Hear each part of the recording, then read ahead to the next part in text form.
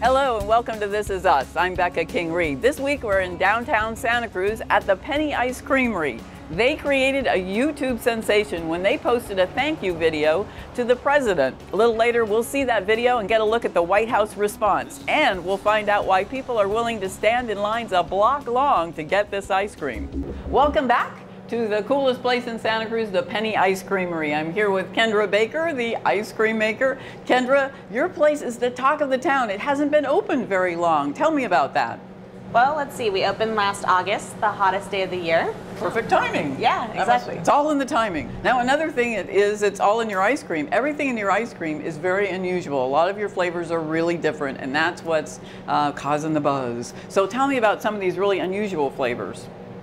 Well, let's see. We always have 9 ice cream flavors in the case. 2 that are always there are vanilla bean and our chocolate sorbet. The other 7 rotate. Usually we have 1 fruit sorbet, which today is our strawberry sorbet. We also have flavors like our cardamom pistachio chocolate chip, our chili chocolate smoke. We have a Verve coffee with chocolate almond praline. We also have the chocolate raspberry today, which we'll be making. That'll be fun. Yeah. So we're going to make some ice cream in a little while, but before we do that, we have to taste some ice cream. Tell me about the smoky ice cream. How do you get smoke into ice cream? We're using the chilies from Fogline Farms. They're a sweet chili that they actually smoke for us, and then we bring them into house and steep them into our ice cream base. It's nice. The smokiness really infuses into the ice cream, and then when we're spinning it, we fold a chocolate ripple in. Okay, well, I can't wait to taste an ice cream with smoke in it. It just seems so counterintuitive. Oh, I love it. I think it makes this really sultry flavor, and it blends really nicely with the chocolate. It does. It really does, and it really does taste like smoke. It makes like a smoked ice cream. It's very interesting. Tell me about the cardamom. That has a great story. Well, so the cardamom pistachio chocolate chip, we've been serving here now for, I don't know, like 7 months. And how we came about this ice cream flavor combo was through our Penny for Your Thoughts program. Basically, customers can suggest flavors, and if we make it, then they get a free pint of ice cream. This one was created by Ginger and has been a hit in Santa Cruz ever since. So let that be a lesson to you. If you want ice cream, think of a good flavor. A lot of your flavors include vegetables. None today. Well, the chili. But what kinds of vegetable ice creams have you made? We've done flavors like the parsnip nutmeg. We've done celery raisin, beet. You have a lot of takers on the beet ice cream? It must be a great color. Oh, it's a beautiful color. And actually, a lot of people were surprised. It was a beet lemon sorbet, and people were like, whoa, it's almost like lemonade, but, you know, has this kind of earthiness to it. So it was delicious. Well, okay, I agree. I think that would be delicious. But there's more to making your ice cream delicious than just the flavors that you add. You actually create the ice cream from scratch. And tell us why that's different. So we are a little bit different here because we are licensed by the Department of Food and Agriculture to make our ice cream completely from scratch. They regulate us in our pasteurization room. So we can tailor each of our recipes to the flavor, controlling how much sugar or how much cream or how much eggs are used. We actually, crack all our own eggs, create all of our own recipes, really making it unique. So how many eggs do you crack a week or so? Every week we use over 50 gallons of cream, and we crack over 2,000 eggs.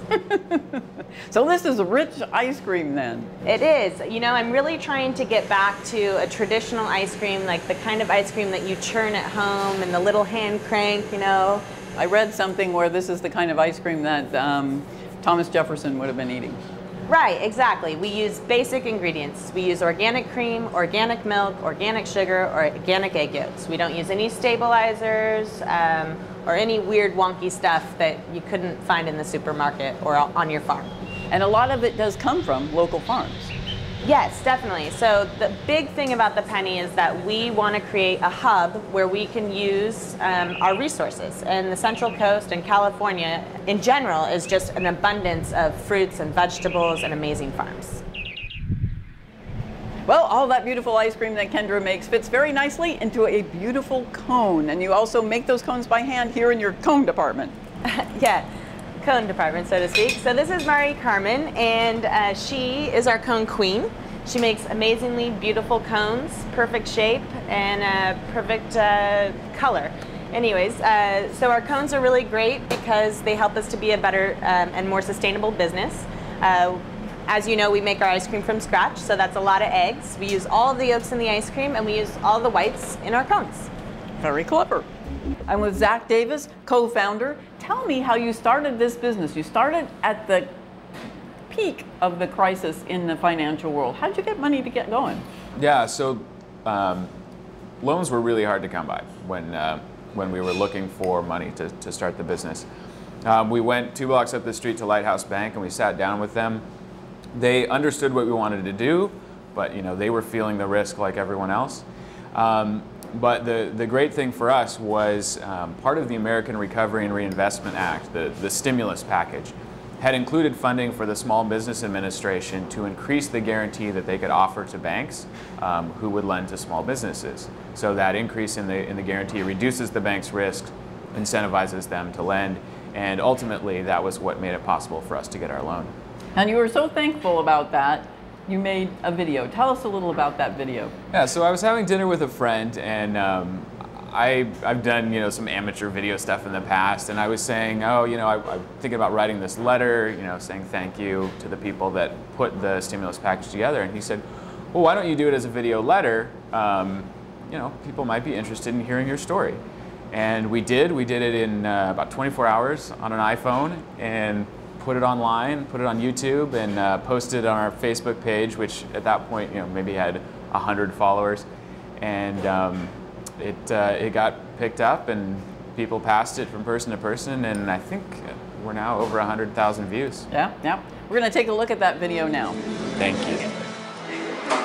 In the past, we have wondered, what can the government in Washington do that really affects us? Now we know. We had a dream to open an ice cream shop that makes really great ice cream from scratch. And that's where the American Recovery and Reinvestment Act comes in. The only way we could do a loan to a startup company in this crazy environment was with the help of the SBA and its new 90% loan guarantee program. So we got our loan. And they hired me to design this space. And they hired us to build. And they hired me to make it look good. We hired a few more people as well.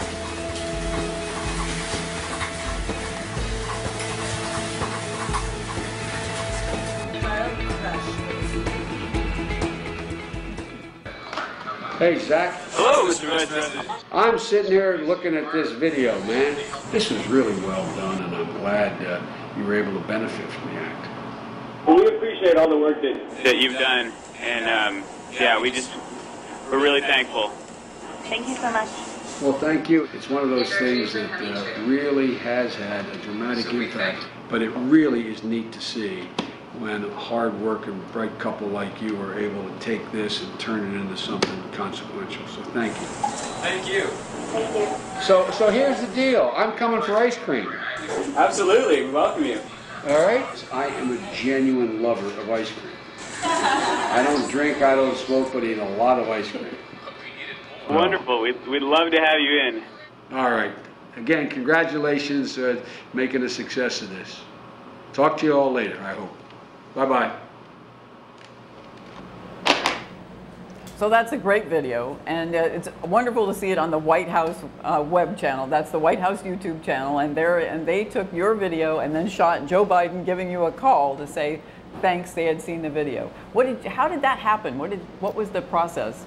Well, the first indication that we had that somebody outside of Santa Cruz was seeing it was the White House Twitter feed had a little post about it, and we saw that and we're like, whoa, that's pretty amazing. And we're like, oh, cool. And then a couple days later, we got a call from the White House, and they said, the Vice President would like to speak with you. And once we pinched ourselves and realized that it wasn't a prank call, we were thrilled. I mean, it was amazing. Yeah, so he called up, and we put him on speakerphone, and Kendra and I spoke with him, and it was really exciting. Yeah, it seems like a nice guy on the phone. Yeah, very, very personal, very down to earth, great sense of humor. It was a lot of fun. Now that video, after the White House re-released it with their edition, did that impact your business? I mean, people definitely took notice, but it was interesting. You know, we were seeing business picking up, and we were only 2 months old at that point, and we were seeing business pick up more and more, and it went along with, I think, all the excitement that we were feeling and other people were feeling about what we're doing, and you know, the community was really behind us, so it's been great. Now let's talk a little bit about your philosophy of business, and that's part of why the community is behind you. Now, you have a green MBA. Tell us your philosophy. Right. So yeah, I got a green MBA from Dominican University of California in San Rafael, and it's a really cool program. It's like a traditional MBA in that they focus on all the fiscal responsibility and aspects of the money aspects of running a business. But they weave in social and environmental responsibility into all the parts of the program. So you're taking care of people and the environment, and and then being a responsible business person when it comes to paying your bills at the end of the day. And that's really what we've brought into this business, is the idea that we want our employees to be well taken care of. We want to feel like both the ingredients that are coming in and anything that goes out of the shop is not going to have a negative impact on our community and on the planet, and then also that we'll keep the doors open so we can keep people employed, we can keep buying from our suppliers, and keep stimulating our local economy. Now we've been here all day, and we've been through your business, and there are a million little things, like that you use all metal spoons. There are not plastic spoons here. What are some of the other things that you thought of that would make it a more green business? Yeah, so, supporting the local economy is huge. Buying from local farms, buying from the farmers that are practicing, using organic practices, biodynamic practices, supporting them, so that they can do what they do.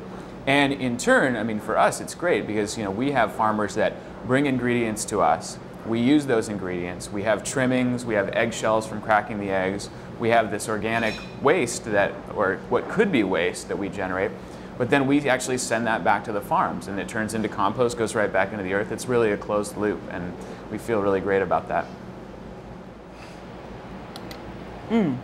Well, thanks for inviting us in and sharing your ice cream and your success. Congratulations on a great first year. I hear that it's time to add berries to the chocolate ice cream, so I'm going to run and join Kendra. All right, we're back with Kendra in the pasteurization room of the Penny Ice Creamery, and the chocolate custard we saw you make earlier over there is now in here. And what's happening in there? So what's happening in here is there's if we could spy inside, there's a large dasher which has 2 blades on it, and it's slowly pushing the ice cream against the frozen walls of the ice cream machine. And that's making the ice cream come together as frozen treat that we all love. Exactly. Now I can hear it, it's going kind of slow. Is there a reason for the slow pace? So, yes, the speed at which the ice cream is spun determines how much air is actually incorporated into the ice cream. So in a traditional ice cream that you would maybe buy at the grocery store, they spin their ice cream fairly rapidly, incorporating a lot of air. Here at the Penny, we spin it at 115 RPMs in order to not incorporate much air, so that we create a really rich, thick, dense custard, frozen custard. Like your ice cream you'd make at home. Exactly. So in go the berries. In go the berries. Now this is the last step. This is where you incorporate fun things. Fun things here. And those are raspberries. They smell great. Raspberries, yeah. Well, that's good. Fresh raspberries. And that's what we got. Okay, and now they're going to come out the bottom. Oh, that looks great. So now it looks like this ice cream is not quite frozen yet. What will happen to it after this? After this, it goes into our hardening freezer, which is kept at a -10. The ice cream will then uniformly solidify so that it's frozen all the way through. This ensures that no ice crystals form and that the texture is, again, perfect. So many steps. Well, it's just about time to say goodnight, but we can't go until we try the ice cream that Kendra has been making. And it is delicious. It's very good. It's creamy, just like homemade ice cream. It's wonderful. Thanks for having us in and showing us how you do it. Thank you. And thank you, Zach, for sharing your great story about the Vice President. A wonderful time. We've had the best time here. Be sure to drop into the Penny Ice Creamery. For Zach and Kendra, I'm Becca King-Reed saying good night.